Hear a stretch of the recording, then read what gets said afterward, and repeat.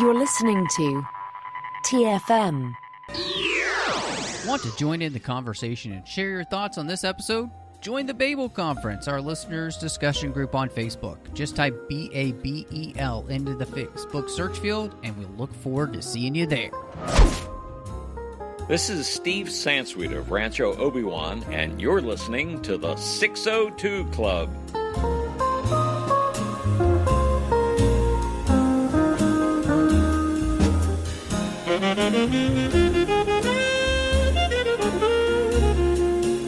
Welcome to TFM's Local Watering Hole. I'm just one of your hosts here, Matthew Rushing, as I am every single weekend. I'm so excited to have back with me Christy Morris. That ring light is really doing wonders for you. Oh, thank you. Yeah, it totally adds the golden glow and the tattoos and That's everything. what that is. Yeah. Okay, I thought maybe it was one of those new filters here for Zoom or something that added. No, it's just the ring light. That's wonderful. Mm-hmm. It's enhancing fantastic. my natural beauty. That's what it is. Well, and somebody who needs no enhancement to their natural beauty, the one and only Tristen Riddell. Well, thank you so much for the kind comments. I'm super excited to be talking about the sequel to The Mummy, which I had so much fun talking to you guys with however many weeks ago. It feels like it was a while ago, but it probably wasn't. It was a few weeks ago as we talked about The Mummy, and we're going to be back with the... Now, I don't know... The title, I think, is something like The Mummy Remits, The Mummy Comes Back, The Mummy Returns. That's it. Mm-hmm. That's it. So, but we're excited to dive into this one. It's so much fun. We've got a fun week coming up next week, too. Want to just promo that because we're going to do our 350th episode. So celebrate that with us. So many episodes coming at you here on the 602 Club, and so many more to come. Honestly, we're just getting started, folks. There's always so much to talk about. And with new movies coming out, finally, we're going to get Bond, we're going to get Dune, we're going to get so many movies coming out we're going to be talking about throughout the end of the year. So stick with us. Make sure you subscribe. Get the podcast wherever you get your podcasts. If you're on Apple Podcasts, please give us a star rating review. Help people find the show that way, and we'll read that review out in the show, and thank you for your review. So you can also find us on Twitter at the 602 Club. We're on Instagram at the 602 Club TFM. So follow us on both places. We'd love to interact with you in both of those ways. Of course, you can find us online on Facebook at facebook.com/TrekFM. There's a listeners-only discussion group called the Babel Conference you can join. Talk to listeners from all over the world.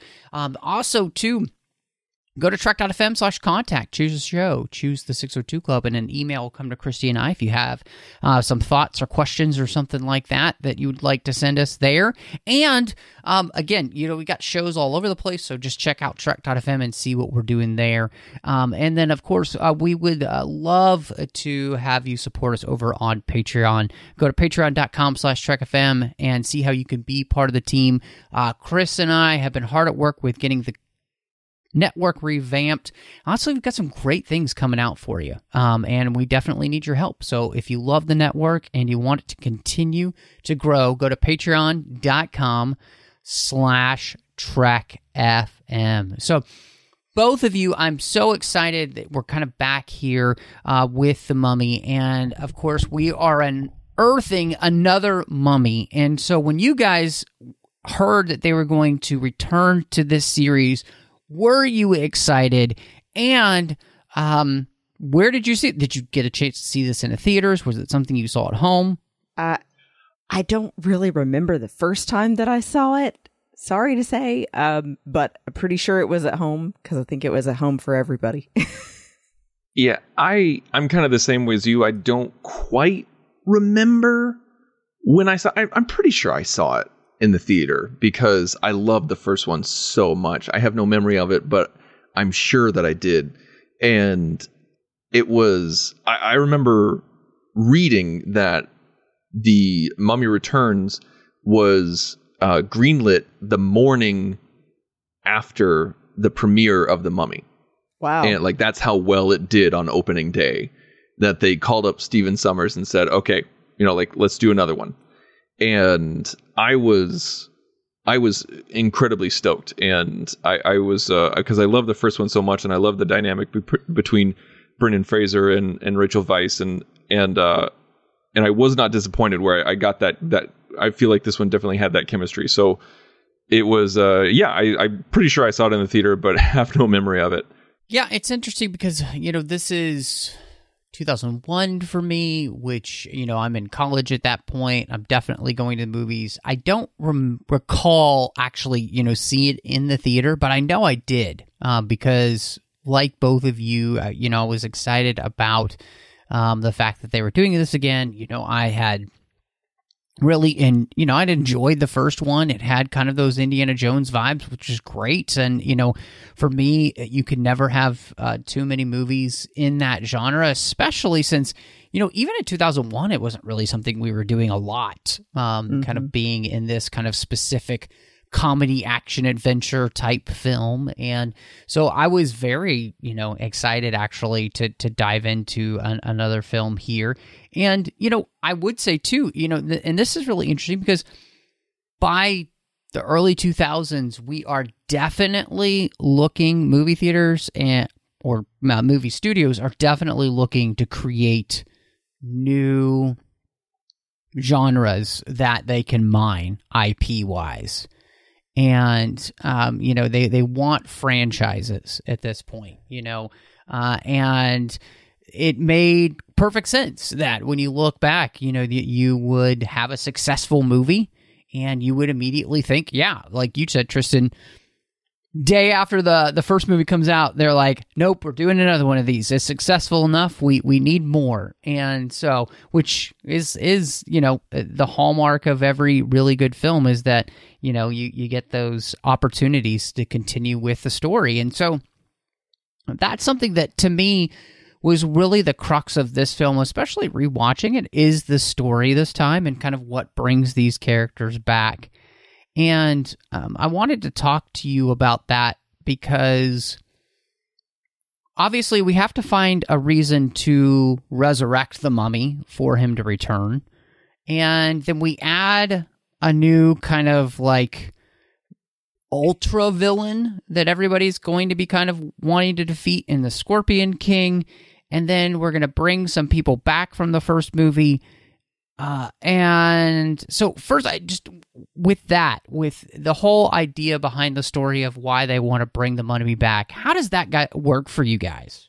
I gotta say that was both the biggest thing I was the most excited about was to see where they would go with him, but also the most worried about how are they going to handle it. Because you do have to have some kind of valid reason. You don't want it to just be feeling like the cash grab sequel that has no actual depth to it. And I think that some elements of it ended up being good. We'll get to the production value later, but I think that the premise is interesting.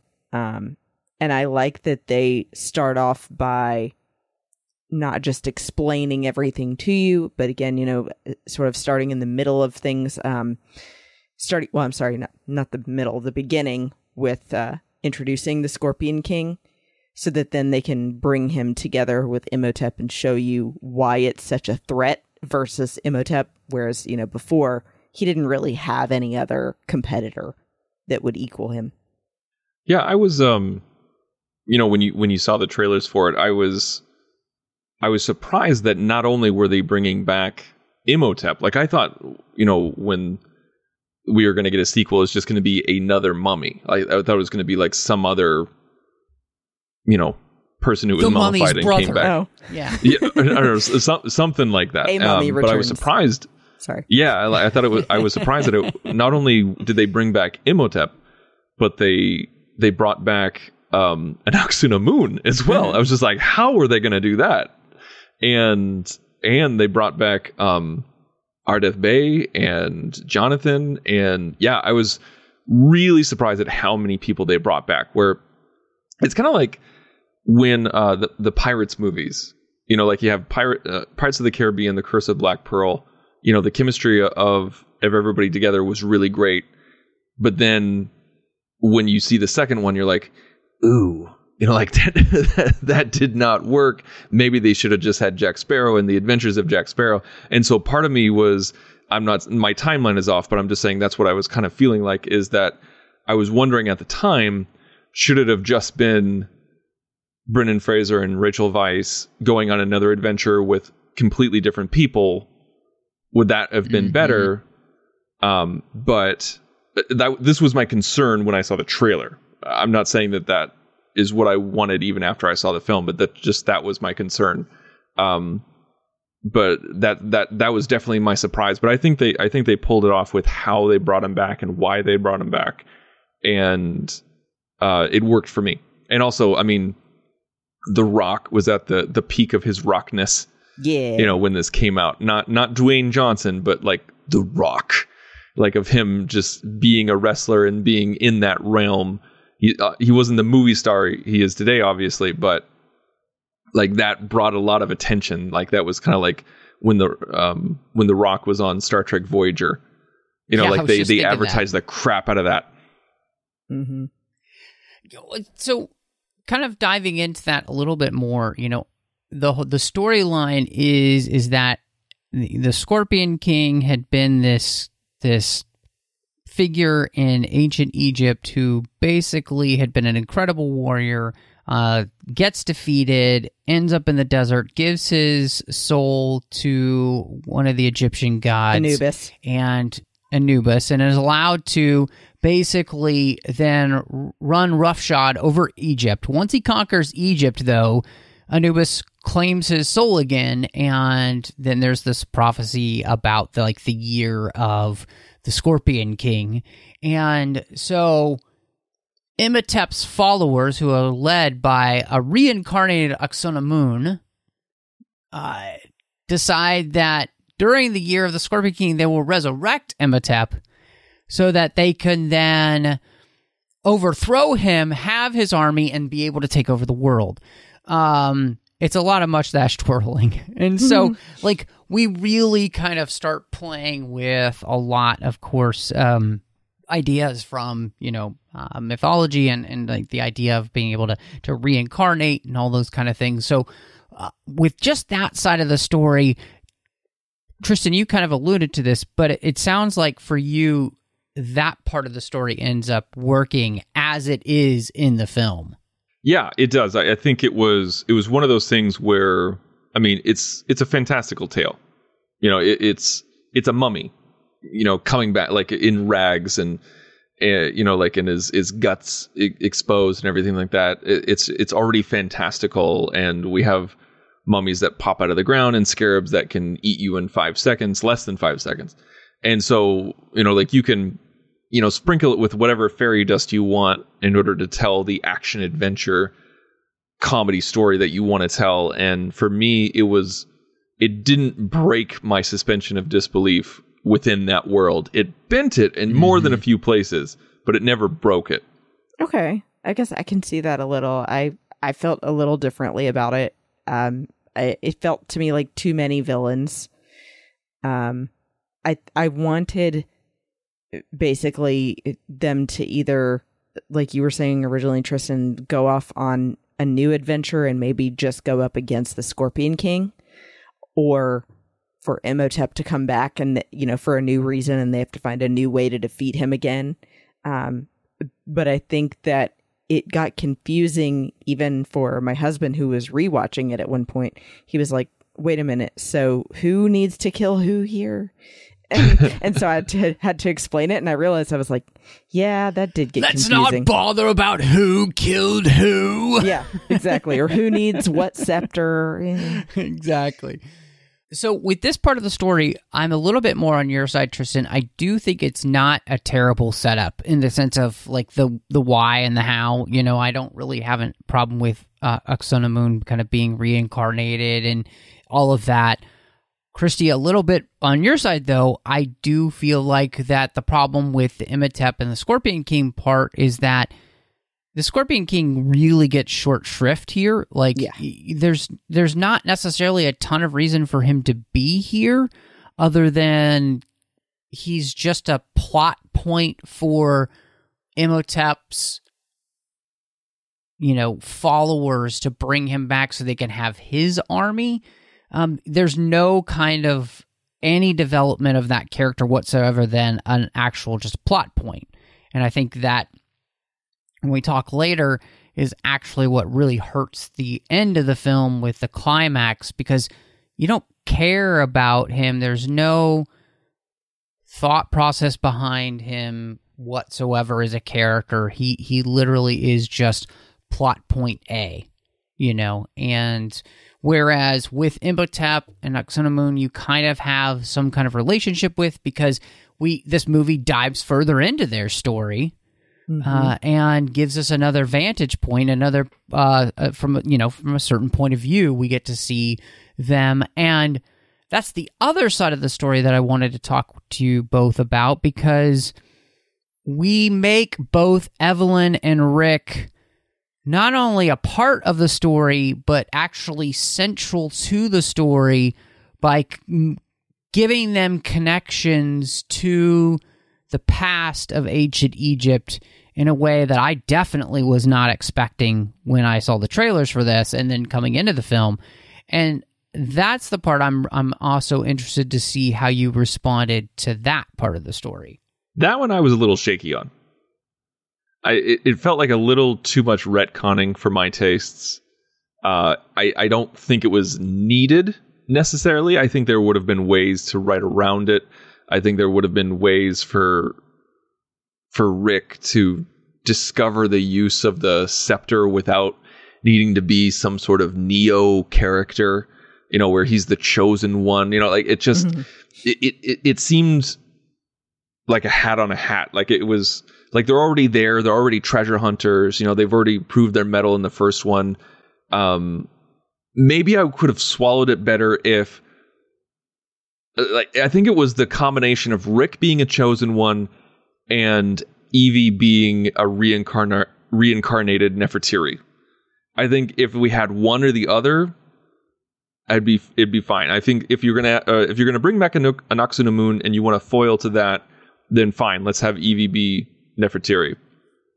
But to have Rick also be the chosen one, it just felt like too much. I feel like both of them. I don't think they needed either of them.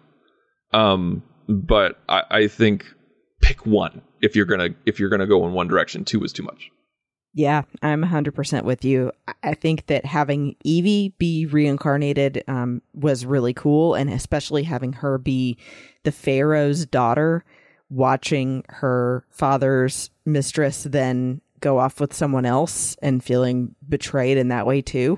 I thought that was really cool and added a lot more to Evie and the reason that she's already interested in all of this history and stuff, and her having these visions and then them becoming real.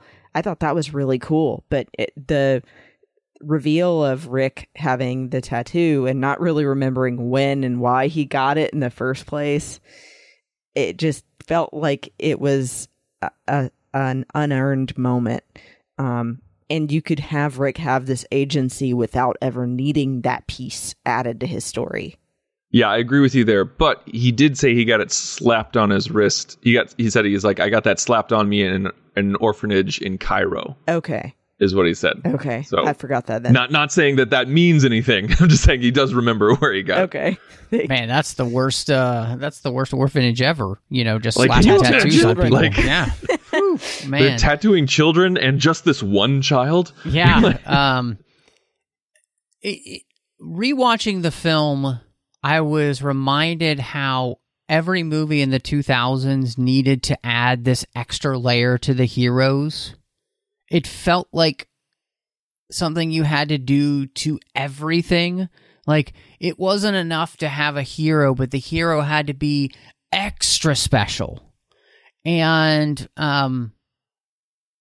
I responded kind of badly to it this time, rewatching this film, because like both of you, in many ways, even though the Evelyn one works better, it's just not needed.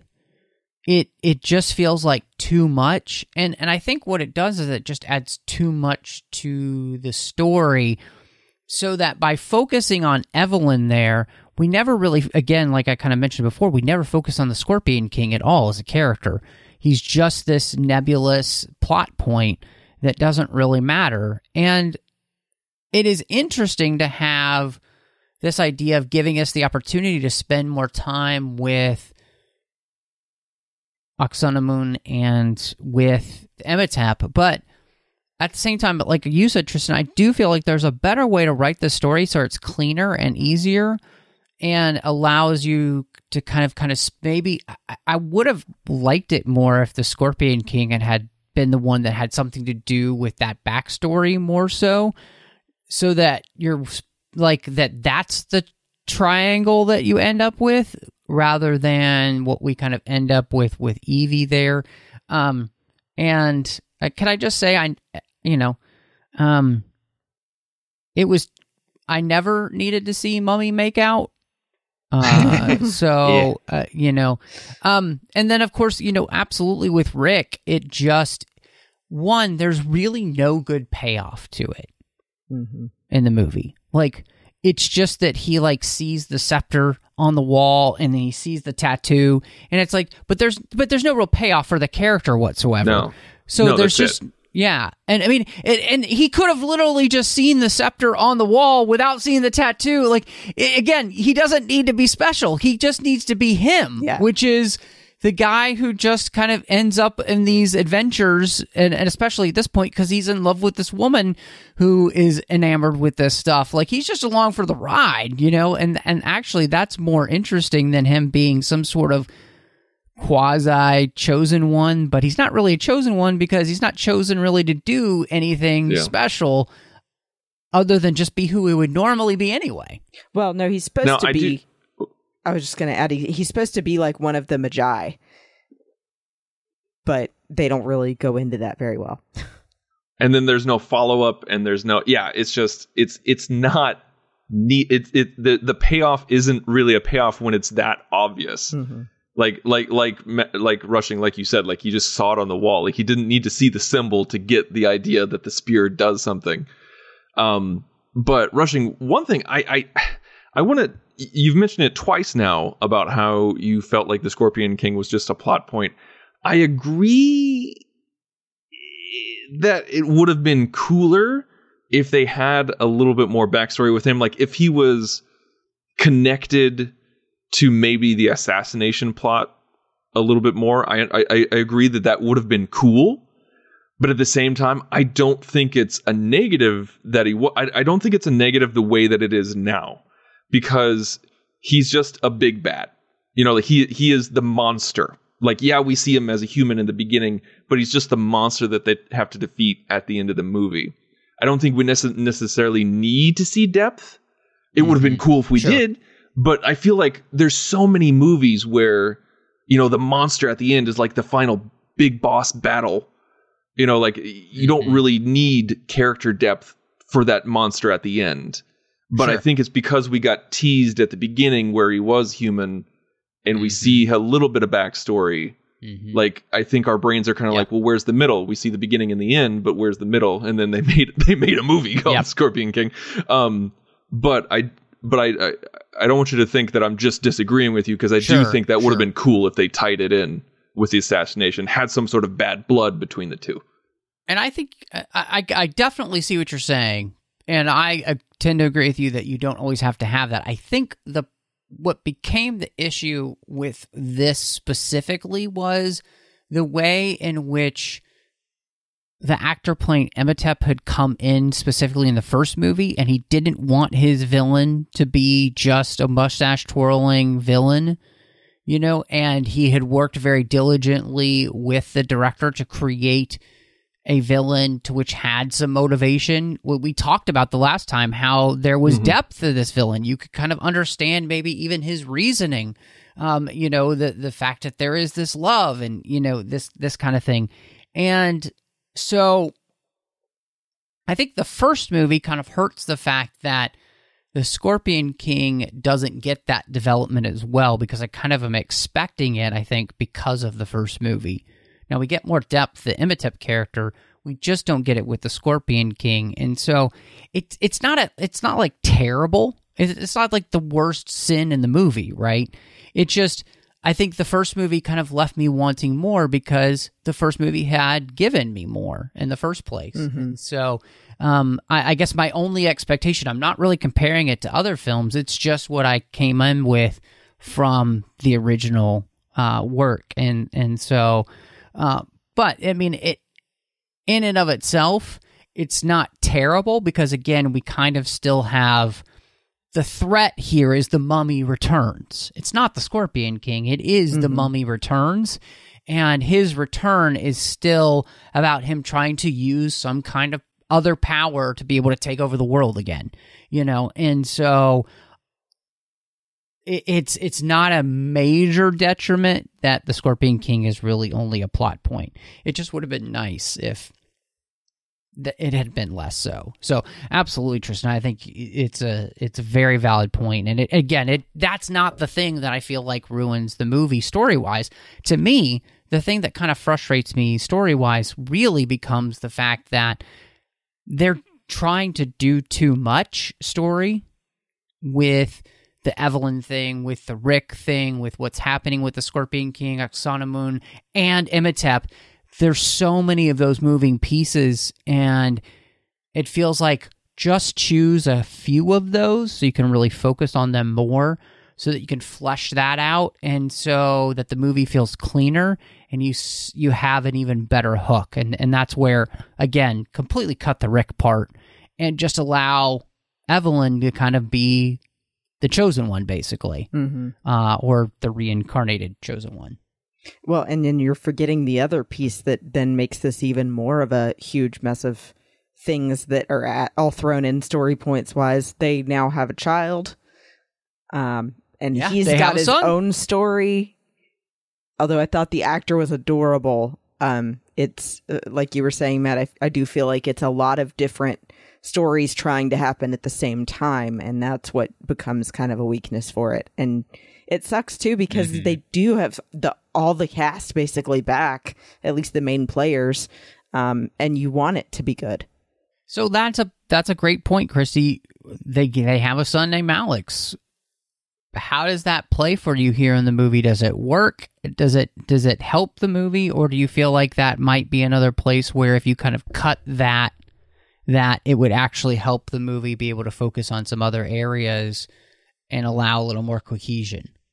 I think he was actually okay. I think that if they had cut some other things down and spent more time on the son and the parents and Imhotep again, then it would have been cleaner, like you were saying. Because I do think that the actor does a great job of playing the role of the son. And I think that he has some interesting story points with the bracelet and the map sort of where they need to go. Sometimes I think they lean into the joke a little bit too much with him, but that's the writing, not the kid. I don't think you can cut him out or cut his character, because his character is the driving force of the plot. Like if you remove him, you have to completely rewrite the movie and you have a completely different movie. And I personally don't like children in movies. I don't like child actors. It really, it's such a hurdle sometimes, but I like Alex and I like Freddie Boath, and I thought that he did a great job. I think he was only annoying a few times, kind of like Christine said, there's just a few times when he kind of leans in the joke too hard. He's the comic relief a little too much, but overall, in terms of child actors that I can stand, he's very much at the near the top of the list. And apparently the child actor, Freddie Boath, was such a fan of the original movie that he was the expert on set. Like, it was his favorite movie. He's seen it 30 times. He had it memorized. And so even Stephen Sommers and certain crew members would come to him and say, like, hey, what did they say in this scene? And he would just recite it for them. Aww. And so he was like the archivist of this movie. And I just, when I heard that, I was just like, oh man, it makes me love that performance even more. Are you sure that wasn't you, Tristan? It could have been me. I was a bit old at the time, but okay. Well, it is pretty funny that that's the case, because that's how kids are with films. They find their favorite movie and then they just watch it 30 times in a row, and so I think that is really great. And I don't think that, obviously, you can't really cut him out of the movie because, yes, it's a completely different movie without him. And I think the thing that I kind of don't respond to as well with that part of the storyline, and it's part of the thing that's a little bit frustrating, I think, for me, in the sense of the way that they also set up Evelyn in the film, which is everything that happens in this movie is a comedy of errors by people messing with things that they should know they shouldn't be messing with in the first place. And so Alex is just like his mother, Evelyn. He can't help himself to touch something or open something or put something on his wrist when, like, nobody in their right mind would do that, but they're not in their right minds. And so, and it becomes this kind of comedy of errors where you do these things and it leads to the next thing happening. And if you hadn't done that thing, then none of that would have happened. So I like that sometimes in films, but then there are other times where this movie, it's riding a really thin line of these characters that to which should know better and still do it anyway. And they even call that out earlier in the movie with Evelyn and Rick talking about how, like, should you really be opening that? Do we really need to open that? Of course you're going to open that. And so they, by bringing attention to it, it almost makes it worse because none of the stuff would happen without that. And I think it works in like a Chevy Chase movie where it's like National Lampoon's Vacation and every single thing that happens in that movie is because Chevy Chase pretty much makes a really stupid decision that leads to the next stupid decision. And this, I guess, maybe Indiana Jones has ruined me a little bit, and that Indy's not that stupid and things happen to him even though he is trying to avoid them happening. Like he's smart enough to know maybe I should put a bag of sand on the idle thing so that I can, keep bad things from happening. Like, it just doesn't happen to work out, but at least he's thought it through, That's funny that you bring up Indy in that way, though, because in Raiders, like, he has no effect on the plot. That's like, he may be smart. True. That's yes, not it is. No, it's yes, not true. No, we are not going to go down. No, we are not going to go down. We are not going to go down that big that stupid Big Bang Theory episode where she thinks she points out all the things that he doesn't do. That is BS on every single level. That did not start on Big Bang. I'm just saying. We don't have to talk about it. We don't have to talk about it, but it did not start on Big Bang. We should quit while we're ahead with that one. Just saying it's not true, and if you believe that, it's totally, you're believing a lie. So, anyway. I'm just going to say it's your show. It's your show. It's fine. Oh man, that's a whole other argument. But no, I think as like Tristan, you said, child actors are really tough, and I'm kind of with you. It is very difficult to have a really good child actor. I mean, let's just look at like the Phantom Menace. It's difficult, right? And there are very few of them that really work out well. It's just the case in film. Like, you are very blessed if you get the right actor that can really do the role justice that you're asking them to do. And here, I think Freddie Barth does a great job for the most part. I think he plays it well, and he's kind of got a great combination between his parents' personalities. He's curious and he's kind of brash like his dad, and so you put those two things together and it works. And so we've talked a lot about the Scorpion King, but Tristan, you alluded to this in our first episode in that this might be the absolute worst CGI I've ever seen in a film when the Scorpion King returns as an actual Scorpio rock. I don't even the Rockian. I don't know what you consider this, but it's absolutely atrocious. Everybody that is involved in this should be ashamed of themselves. It's okay. I think that last bit is a little rough because, like, I agree with you that it's horrible CGI, and it really is too bad that it wound up this poor. But as someone who has worked in movies and continues to work in video production, not movies, but continues in video production, so much is dependent on time and budget and It's oversight true. and It's everything very like true. that. Mm-hmm. And so I really hate to blame the artists who made them because, like, they were working on it up until 8 days before release. And on a movie that was still shipped out on film, that's a huge deal. Like, that's a huge deal. And so there was budget constraints, there was time crunches, there was this was a very CGI heavy movie. This had more CGI than the first one. I think they overextended their reach.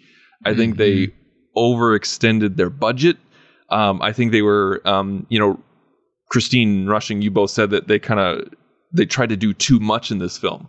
And I think the CGI was a little endemic. I'm not using that word right of this, but like it was a result of them trying to accomplish too much with the story, too much with the visuals, with everything, and so yeah, it really sucks that The Mummy Returns, a movie that I like, is mainly known for how horrible the CGI was, specifically for The Rock and for the Scorpion King. Now, I remember when I watched it at home, like when it first came out, like when I got the VHS and everything like that. VHS hides a lot of sins, but I remember seeing it on a 480 television. Yep. Yeah. Oh man. Oh, and VHS specifically was less than 480. Like it was such a crap quality. But it was it kind of made me, like, when I saw it, I was just like, oh, that's not very good. But you just, you move on from it. But then when DVD came out and then Blu-ray came out and now on 4K, it kind of revitalized this hatred and disgust for the Scorpion King. I think like 3 months ago, I saw a YouTube video where some modern CGI crew tries to recreate the Scorpion King using modern technology. It didn't look that much better. It looked better, but it didn't look that much better. But yeah, it's just, even today, like this is, 20 years later, we're still talking about how horrible the CGI was, even for the time. I think that's the thing, is that you can't judge it's hard to judge a movie right when it does the best that it can for its time. This was not one of those cases. right Yeah. Well, and I saw an excellent comparison where somebody else said Phantom Menace came out before this movie and had better CGI than this movie does for its time. So it just purely, I think, was the time crunch, and then also budget constraints. The problem is that they should have then just delayed release to make a good product than forever being known for this one slip up in this movie. Because it's on lists of worst CGI of movies ever. Along with like The Lawnmower Man and some other ones. I don't know if y'all have seen that one, but well, yeah. And it's and I do want to say too, like, obviously having a friend who works and has worked for, ILM and those kind of things, I totally understand the realities of what it comes to with the visual effects industry. And ILM did this one. Yeah. And I think the problem with this one is the fact that this movie, in and of itself, Tristan, you mentioned this has an incredible amount of VFX shots, and all of them are terrible. It's not just this one. Like, none of them hold up to what we had come to expect from, like, The Phantom Menace or any of the films after that, You mean you didn't like the Pygmies? No. I was like, and of course, about the Pygmies. The Anubis's army God. It doesn't look great either. Yeah. And so it's really not just us kind of picking on the Scorpion King as a representation of the CGI, but he is the best representation of the way in which this is a movie that overreached itself. And I think, forgive me for defending, George Lucas, but this is the place in which the prequels, especially with The Phantom Menace, had not tried to push the boundary to the point of breaking.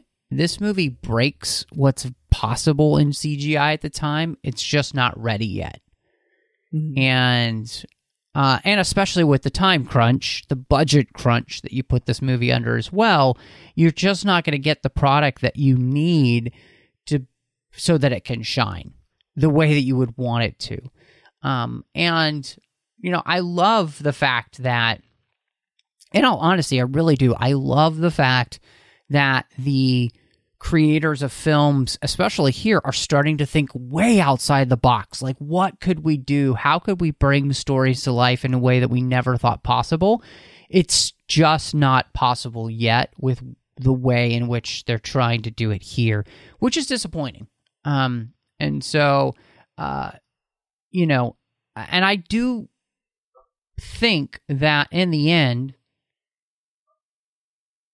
it really does hurt the rest of the movie because the whole end of the film is such a visual mess that I find it quite distracting from enjoying the rest of the movie itself. Yeah, I'm with you. And I think, like you were saying, it's the Scorpion King himself is not the only bad CGI you see in this movie. The pygmies were bad, although funny. All of the Oasis being sucked back into the pyramid looked really bad. You see, you can like tell the actors are in front of a green screen for sure. And the Anubis army as well. I'm glad you called that out, Matt, because the marching dogs looked really bad. And yeah, I mean, if they had just had more time, even that would have done it some good. But at least it's not the only thing it's known for. Well, and what's interesting is that the Lord of the Rings has come out too, and they've already used the massive, army creation software to create massive armies in the Fellowship of the Ring. And so it is possible to make armies that are not human look good. Mm-hmm. It's just I don't know if they just don't have access to that, which is disappointing because, Fellowship of the Ring and the Two Towers knock it out of the park when it's in that way, even now. When did Two Towers come out? Because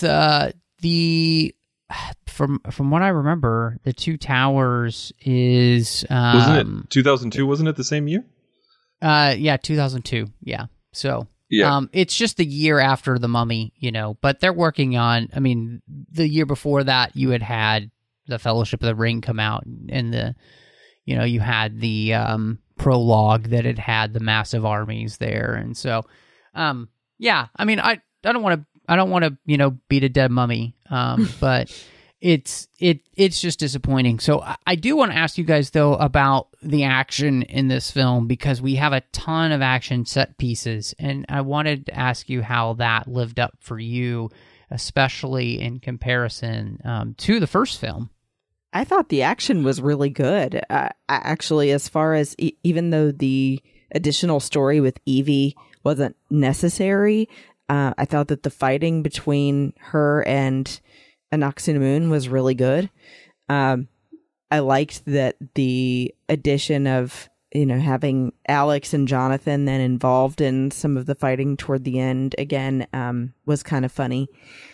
And I think that it was cool getting to see more of the Magi this time and them trying to fight the army of Anubis. So yeah, I think overall the action was pretty good. The only thing that I think didn't hold up, of course, was the scene with them walking through the field of pygmies, because I mean, I feel like that's kind of a trope that we've seen in a lot of films before. Of, they're walking through swampy area and suddenly get taken down one by one. Heck, we've seen it in Rambo. I love the action in this one. I thought it was really well done. I thought the pacing was great.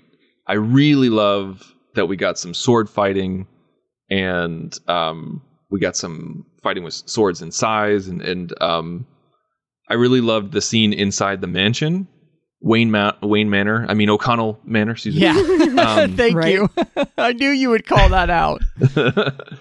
And yeah, I really love that stuff. Like when Evie was fighting, and Alex was like, "Where did you learn that?" She's like, "I have no idea." And then she headbutts him and is like, "That I learned from your father." Like that's the kind of family humor that I'm like, ha, ha. That's where my dad inside my dad humor starts slapping its knee. And I love the inclusion of Lochna as kind of a foil to Ardeth. And for some reason, like that moment when he takes off Lochna takes off his cape and then throws it up and says like "Ale," and then they start fighting. I'm just like, that's cool. Yeah, all of it. Like, I love all the action scenes. Like, yeah, the CGI is a mess specifically at the end. But I thought all of the action was really great, and the fighting between Imhotep and Rick with the double swords was really, you don't get very many great sword fighting movies anymore, and so I'm really great that they pulled it off here. And ringing of the cymbal. Imhotep got to ring a giant cymbal. Gong. That's got to be on a bucket list. Gong, yeah, that's right. Yeah, who doesn't want to ring a gong? Tristan, I like that you call that. I think for me, I'm very similar in the sense that I think for the most part the action set pieces here work, and until you reach the end of the film. Once they reach the Garden of Eden or the Garden of Egypt, here I think it doesn't really work. None of the action set pieces really work very well because they're all too big and too busy, too CGI infested. And actually, even before that, when they're flying to the garden there with the whole wall of water, none of that works either, because it all looks terrible. But everything else I really enjoyed, and part of that is because so much of it is very grounded. I loved the fight on the bus. I thought that was really fun and goofy. That is, I forgot about that one. That is a great fight. Mm-hmm. So that stuff again, it all works for me really well.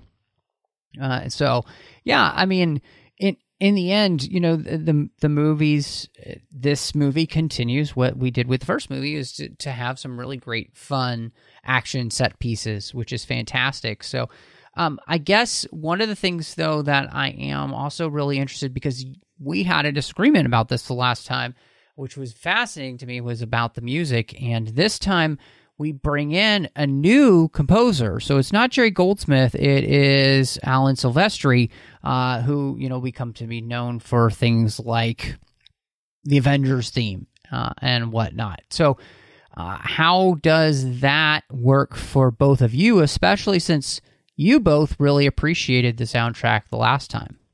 I thought it was fine. Like, I thought it was... I know this word has a negative connotation to it, but I thought it was serviceable. It did its job. I definitely missed Goldsmith because I felt like Silvestri had less of the Egypt themes, like it had less of the instruments of the region. And so I definitely missed that. Like when I listen to the Mummy soundtrack, I feel like I'm in the desert. I feel like I'm in the time period. And with Silvestri, it just kind of felt like an action film. But it wasn't a bad action film score. It just didn't evoke the same kind of emotions that I got with the first one. Yeah, I'm kind of with you as well, Tristan. I think where this one kind of shined a little bit was in the romantic scenes. I do think that Silvestri did a great job with those. And it really, to me, comes across like that... classic romantic, man and woman kissing in the sunset kind of feel. It reminds me of like why I like parts of Mask of Zorro and things like that. But I think otherwise, exactly like you said, it's okay.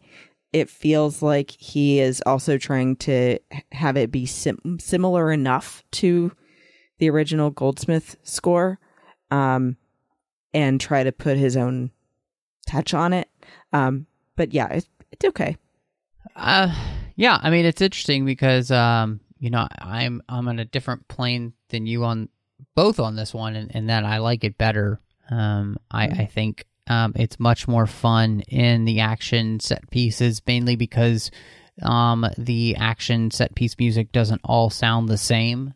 And I think, to me, actually, Silvestri is able to kind of create a slightly more memorable theme than we got with Goldsmith, which is what I want. Like, he's able to create a theme, and then he uses that theme throughout some of the action set piece music, which I want in this type of film. Again, I think for me, I'm on the side more of like an Indiana Jones, where I want there to be a specific theme for these characters and or just the franchise itself that kind of plays when big moments happen. And I think, to me, he just pulls that off better. But in the end, I will say this: neither of the scores still are super standouts to me, which is frustrating because I think it would have pushed it over the edge to really have had, like, to me, The Mummy should have a theme to which I can remember that I could sing along with E.T., Superman, Indiana Jones, any of the rest of them. That's what I'm looking for in this type of film. So you wanted Williams to do it? Basically, I would say I want, and this is the frustrating thing, because Jerry Goldsmith can absolutely do that. Obviously, he did Rudy, he did Star Trek, he has plenty of great places where he did great themes. Even, I think, his score for Air Force One is great. Like, he's not bad with theme. He just didn't really create one that I thought was as memorable as those type of themes. And that's, I think maybe it's just my own expectation, but when it comes to these type of films, it feels like that you should have a theme that I hum on my way out of the theater. Mm-hmm. And Silvestri got a little bit closer. I just wished, combined, that somebody had really come up with something that just kind of, blew my hair back. I can say that because John Mills isn't here and he won't get offended. I guess in the end, it kind of comes down to something that I am fascinated to hear from both of you, which is, we're at The Mummy Returns. It's the second movie in the franchise. We're not going to be covering the third movie for many various reasons. One, because I think we would probably all give that movie a good whopping D or maybe an F, So where do you come down, though, on ratings for The Mummy Returns? I have a huge soft spot for this film. I can't argue with 85% of what you guys have said. This movie definitely has its flaws. It's not as strong as the first one.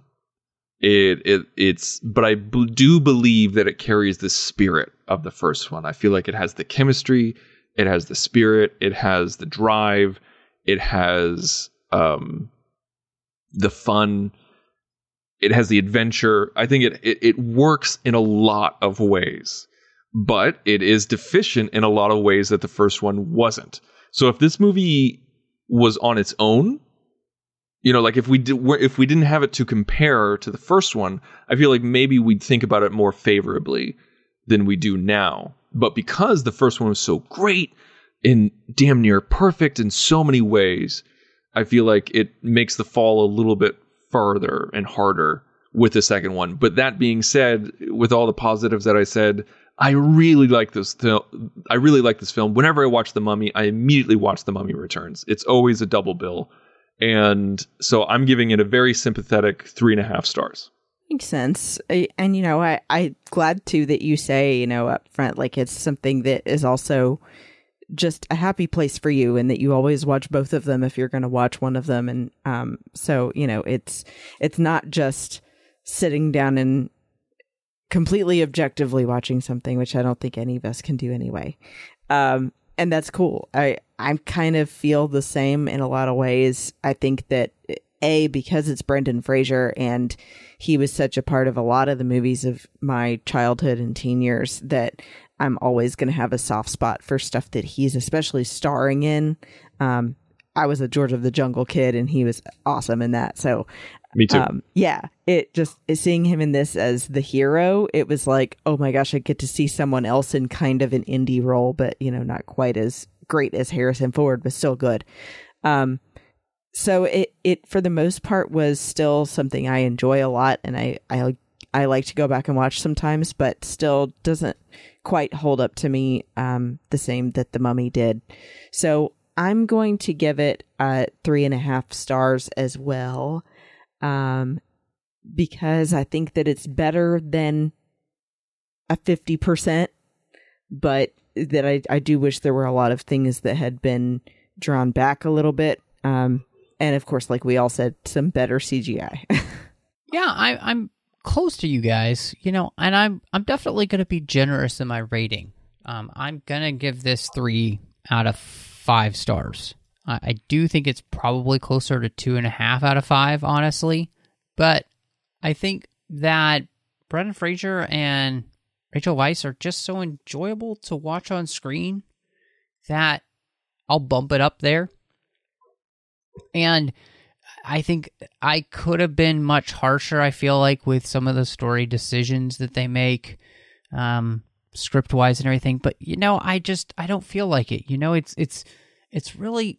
It's not that bad. Tristan, I do like the way, though, that you had compared this to what they do with the Pirates franchise, because I kind of feel like that the Pirates franchise, especially with the second movie, maybe not as much the third movie, but especially that second movie falls into a lot of these traps. And it's just a difficult thing to do. You're making a sequel. And so, I'm just going to be generous, though, and I'm going to say this is 3 out of 5, and I definitely, had fun rewatching it. Not as much as the first film, but, that's okay. And I think the Mummy franchise is definitely one that I'll enjoy continuing, just kind of return to every once in a while when I'm just kind of looking for very light, goofy entertainment. And there's nothing wrong with that. I'm not going to complain that a movie isn't full of like thematic elements sometimes I want that and I need that. So I think that this works well. We're definitely at the time now of the show where we give some recommendations to the listeners here of the 602 Club. And so, Tristan, what do you want to recommend to the listeners of the 602 Club? I've been rewatching. This is gonna sound crazy, but I've been rewatching all of the Alexander cuts made by Oliver Stone. Wow.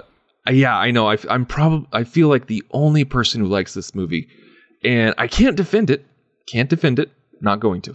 But there's the theatrical cut, the revisited cut, the final cut, and the ultimate cut.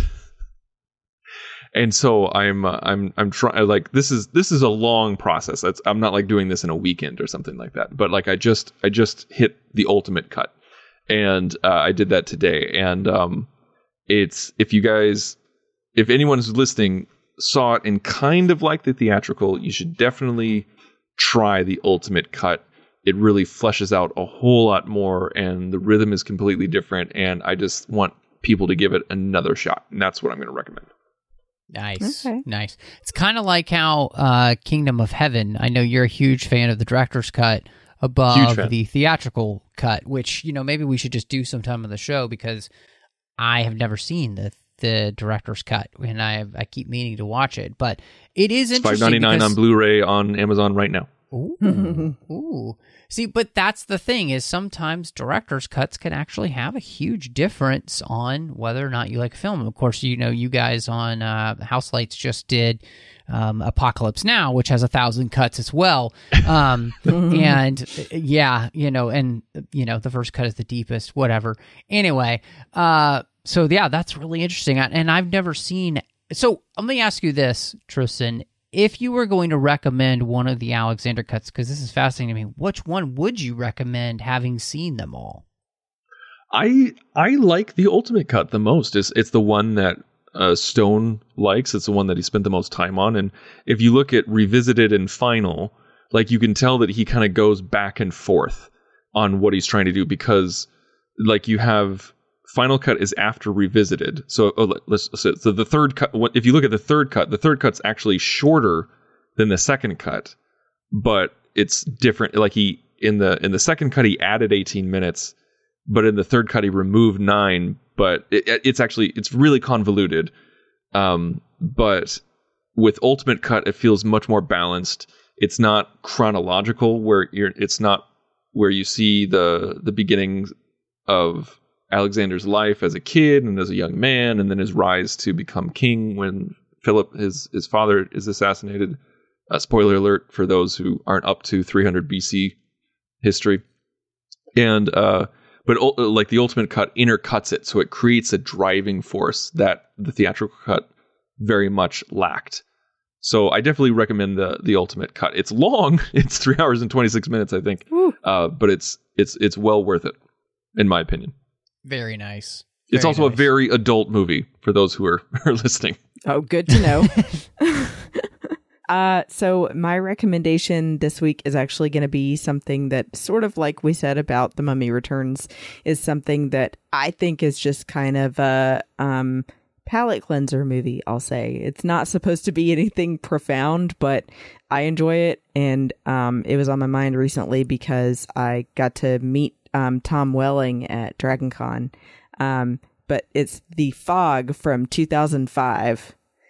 Don't know if y'all have seen it, but it was a remake of the movie The Fog. And, sort of the storyline, if no one's familiar, is like it's about the sins of your forefathers of this group of people that had murdered a colony of lepers purely because they were afraid of them. And so then, the fog is supposed to be like the ghosts of the past coming back. But it, like I said, it's not like this incredible piece of cinema, but it's a good like thriller kind of movie if you're in the mood for that, for, Halloween coming up. And I thought Tom Welling was good. And it also has a shower scene. So you mean with Tom Welling? Yeah. Okay. Yep. I figured. We're just going to cruise on past that. Yeah, it's kind of like in, Batman v Superman. There, if you get the Ultimate Edition, there's a shower scene with Ben Affleck too. So who wants that though? I don't know. Anyway, let's just skip on past that, like you said. I'm gonna recommend. I just watched. I really wanted to see it in the theater. This weekend was crazy, so I watched it at home. I watched the brand new Clint Eastwood movie, Cry Macho. I'm kind of a sucker for watching what he does in his later years here as director. And I am also kind of a sucker for movies to which want to discuss what it means to be a man, and to watch somebody who kind of defined machoism and manhood for so long create this movie was really fascinating to me, and I just enjoyed it. And so it's on HBO Max. It's in the theater. Go see it. It's fantastic. Also, quick side note, I'd also say, thank God No Time to Die is finally coming to the theaters. I have my tickets. I can't wait. And I had friends over this weekend. We watched the first 2 Craig movies. I recommend go back and watch the Craig movies as well. So I'm going to give 2 recommendations before you see No Time to Die, so you're fully ready to appreciate the 2 hours and like 43 minutes to which this movie is going to be. I'm super excited. That's ridiculous. That's such an understatement. I could not be more excited. So anyway, thank you so much for joining us here in the 602 Club. So Tristan, would people aren't listening to you here talk about The Mummy, where else could people find you if they wanted to catch up with you? Well, they can find me on Letterboxd and Twitter at The Insane Robin. You can also find me at the Nerd Party Network by going to thenerdparty.com. I have 2 shows there, one called House Lights, where we take a director and review every single movie that they've directed in temporal order. But if they have a fairly robust filmography, we try to split it up in a way that makes sense. And I also have a Star Trek show called Second Contact, a Lower Decks commentary podcast. It's a lot of fun. It's you can listen to it and have fun while watching the episode, or even if you're commuting. So you can check that out there at thenerdparty.com. Nice. Actually, Christy, you can find me, of course, on Instagram and Twitter at BestBenBell. And when I'm not here on 602 with Matt, I also do a show called Sabers and Spells with my friends Amanda and Teresa, where we cover geeky things we don't usually get to cover. I know I've said we've been on a bit of a break because Amanda got married, but we're coming back. I promise. Sorry it's been so long. Well, and, you might actually hear Amanda on the 602 Club sometime soon, so who knows? Mm-hmm. You can also find me, Matt Rushing, all over social media under the name Matt Rushing02, so just search the platform, and I'm probably there. You can also find me here on the network, of course, with Snyder Cuts here in the feed. John Mills and I, we do have coming up, and I do mean this around the corner here, starting in October, Assembling Avengers, as we will walk through every single Marvel movie and give the movie a fair shake. How does it live up without hype? We're going to go through it. It's going to be super fun. If you love what we did on Snyder Cuts, you're going to absolutely love Assembling Avengers. You can also find me here on the network doing The Orb as well as Literary Treks. The Orb is about Star Trek Deep Space Nine. Literary Treks about the books and the comics of Star Trek. And you might want to subscribe to Warp 5 because, yes, Chris Jones and I have a great surprise coming out for you as we release this show. This week, we are going to be walking through the entire run of Star Trek Enterprise to celebrate 20 years of Star Trek Enterprise. If that doesn't make you feel old, I don't know what does. Otherwise, you can find me over on the Nerd Party Network with Tristan. One of the places I am is on Owl Post with Dre Kaufman. We talked about every single chapter of the Harry Potter series, one chapter at a time. And Aggressive Negotiations with the aforementioned John Mills. It's a Star Wars show. If you love Star Wars, I'm telling you, this is the show for you. But thank you so much for joining us. And y'all come back now, you hear?